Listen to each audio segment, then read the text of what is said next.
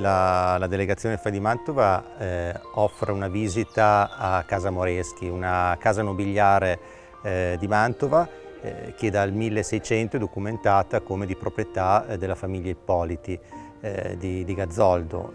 Una villa, una casa, un appartamento notevole che conserva ancora gli affreschi originali della seconda metà del Cinquecento e dell'inizio del Seicento, nonché dei soffitti lignei estremamente pregiati e perfettamente conservati, che riprendono tutti i decori delle casate, delle case nobiliari di Mantova proprio di quel periodo.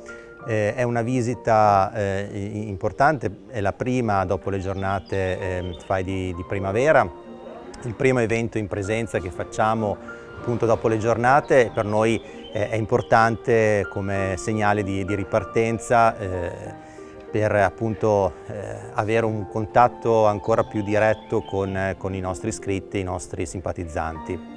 Questo repertorio è un repertorio della seconda metà del 1500 che viene riportato ancora.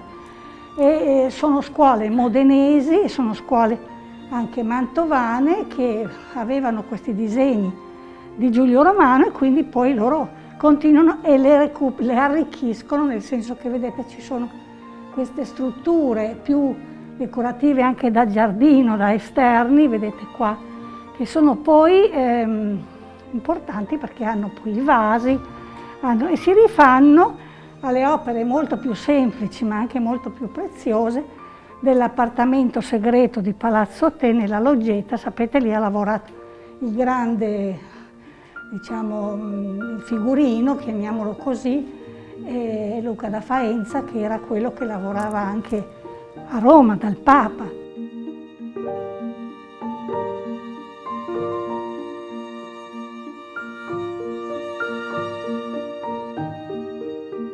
Abbiamo il Salone d'Onore con questo bellissimo ciclo di affreschi tardo cinquecenteschi, lo studio dove anche qui ci sono affreschi della fine del Cinquecento a grottesca, e la sala da pranzo dove il fregio è intervallato da queste figure, da questi affreschi, da queste vedute di scuola, diciamo, fiamminga, e la particolarità è che appunto sono state realizzate tra la fine del Cinquecento e l'inizio del Seicento, quando il gusto fiammingo, il gusto per l'arte fiamminga è stato introdotto a Mantova proprio dal duca Guglielmo Gonzaga.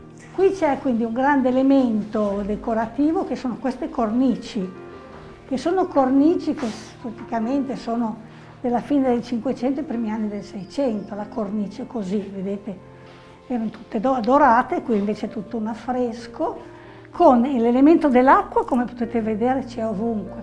E poi naturalmente come anche il percorso poi la rappresentazione dell'arte. Abbiamo il tutto esaurito, sono più di 70 gli iscritti che oggi, i prenotati che oggi possono vedere questi bellissimi affreschi, e naturalmente abbiamo avuto tante adesioni.